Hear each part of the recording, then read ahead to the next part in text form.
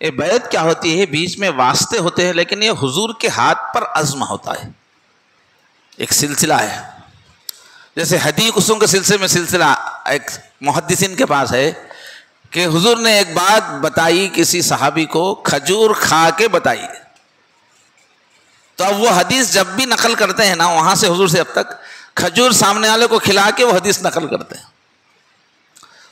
تو ایسے ہی یہ توبہ کی جو بات ہے، ایک نئی زندگی شروع کرنے کی، حضور مختلف صحابہ کے ساتھ ہاتھ میں ہاتھ لے کے توبہ کرائے. یہ کروں گا، یہ کروں گا، یہ نہیں کروں گا، نہیں کروں گا. تو وہ جو حضور کے ہاتھ پہ توبہ کی ہے وہ چلا، پھر ان کے ہاتھ پہ کسی نے توبہ کی، ان کے ہاتھ پہ کسی. تو یہ ایک پورا ایک زنجیر ہے، کڑی میں کڑی، کڑی میں کڑی ملی ہوئی ہے. تو زنجیر میں کیا ہوتا ہے، آپ آخری کڑی کو کھینچیں گے تو اوپر سے پوری کڑیاں کھینچی جائیں گی. تو یہ بیعت کا مطلب ہوتا ہے حضور پہ کے ہاتھ پہ توبہ کی. حضرت ابوبکر صدیق نے یہ سلسلہ نقشبندیہ میں ان کے ہاتھ پہ توبہ کی ہے، زندگی بدلنے کا عزم کیا ہے.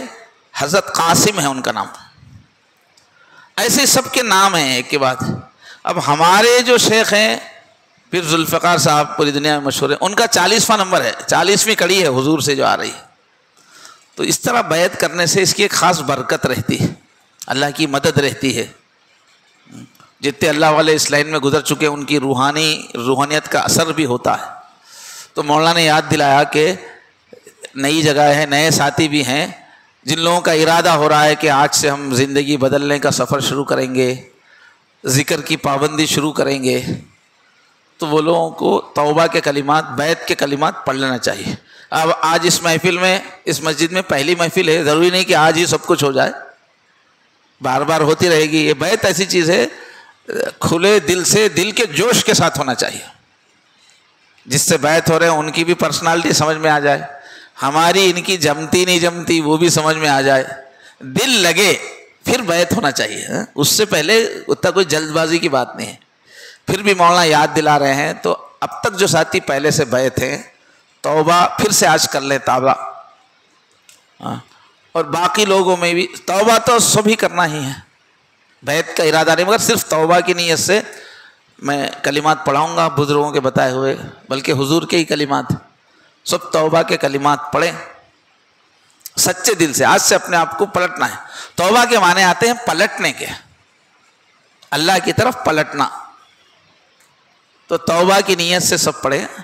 البتہ کسی کے دل میں یہ آ رہا ہے کہ اس عاجز سے تعلق بھی رکھیں گے، ذکر کر کے اپنے احوال بتائیں گے، ہماری رہنمائی میں آگے بڑھیں گے، تو وہ نیت بیعت کی بھی کر لیں. اگر کسی کے دل میں بیعت کا ارادہ ہو رہا ہے تو بیعت کی نیت کر لیں، تو کلمات پڑھ لیں گے. اس سے دعا کی قبولیت میں بھی اثر ہوتا ہے. تو پہلے خطبہ سن لیجئے. الحمد للہ نحمده ونستعینه ونستغفره ونؤمن به ونتوکل علیہ ونعوذ باللہ من شرور انفسنا ومن سیئات اعمالنا من يهده الله فلا مضل له ومن يضلل فلا هادي له ونشهد ان لا اله الا الله وحده لا شريك له ونشهد ان سيدنا ونبينا ومولانا محمدا عبده ورسوله. اب جو ہے توبہ کی نیت سے سب لوگ یہ کلمات پڑھے ہیں. جس کا ارادہ اس عاجز سے تعلق رکھنے کا ہے وہ بیعت کی نیت سے، اور جو لوگ پہلے سے بیعت ہیں وہ بیعت کی تازگی کی نیت سے میرے ساتھ ساتھ یہ کلمات پڑھیے. بسم اللہ الرحمن الرحیم. لا الہ الا اللہ محمد الرسول اللہ. اشہد ان لا الہ الا اللہ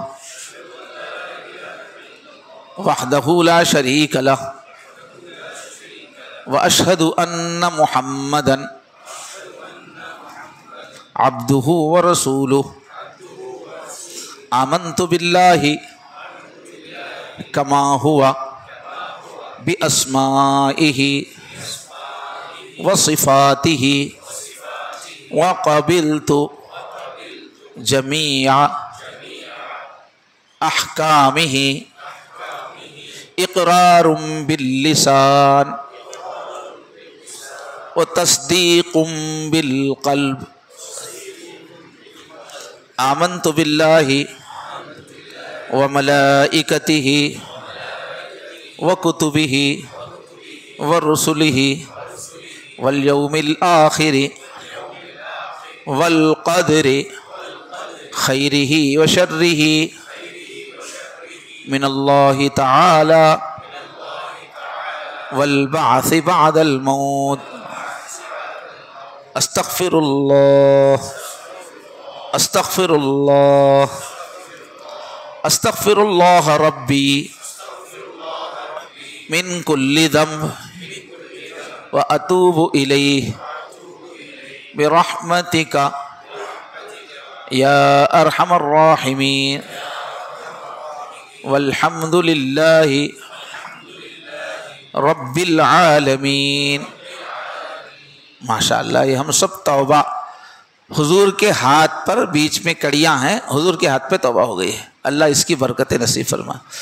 اب کرنا کیا ہے، روزانہ صبح شام 100 مرتبہ استغفر اللہ ربی من کل ذنب واتوب الیہ ندامت سے پڑھنا. دوسرا کام ہے 100 مرتبہ صبح شام درود شریف چھوٹا والا اللہم صلی علی سیدنا محمد وعلی آل سیدنا محمد وبارک وسلم، درود شریف پڑھنا ہے. تیسرا کام ہے قرآن پاک کی تلاوت، میرے اللہ کو سنا رہا ہوں یہ سمجھ کے اچھی سے اچھی آواز میں پڑھنا، تیسرا کام.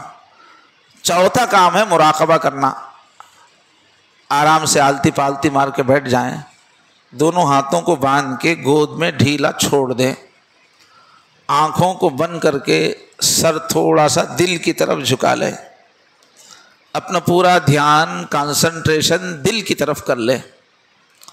پھر یہ سوچیں اللہ کی رحمت آ رہی ہے، میرے دل میں اتر رہی ہے، سما رہی ہے، میرے دل سے گناہوں کا اندھیرا دور ہو رہا ہے، اور میرا دل کہہ رہا ہے اللہ اللہ اللہ.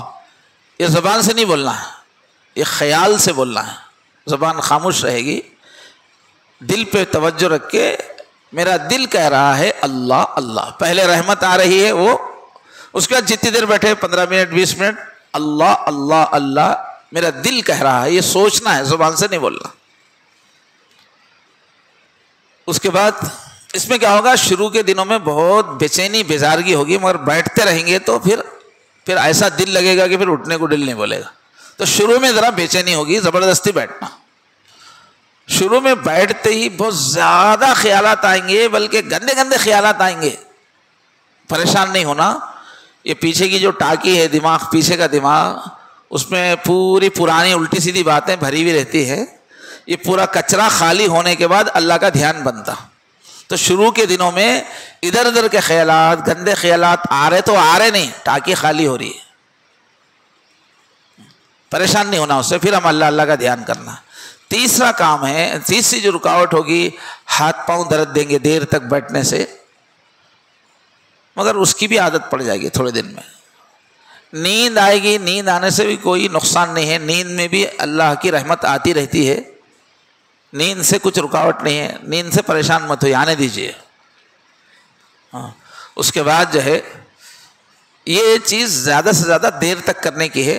کوشش کیجئے 20 منٹ سے شروع کیجئے، جب نئے نئے لوگ ہیں مہینہ بھر 20 منٹ کیجئے، اس کے بعد پھر 30 منٹ 40 منٹ کریں گے بعد میں. یہ تو ہوئے 4 کام. 5واں کام ہے چلتے پھرتے اٹھتے بیٹھتے دوسرے کام کرتے ہوئے بھی یہاں دل میں اللہ اللہ اللہ کا خیال لاتے رہنا. آنکھ کھلی ہوئی ہے، کام کر رہے ہیں، مگر دل میں اللہ اللہ کا خیال لاتے رہنا. اور آخری چیز کیا ہے، آپ کے احوال ہم کو بتائیں، بتانے سے ہی ترقی ہوتی ہے. اچھی حالت ہے تو بتائیں، غلطی ہو رہی تو بھی بتائیں، ذکر نہیں بھی ہو رہا تو بتائیں. بتانے سے ہی تدبیریں معلوم ہوتی ہے، راستہ کھلتا ہے.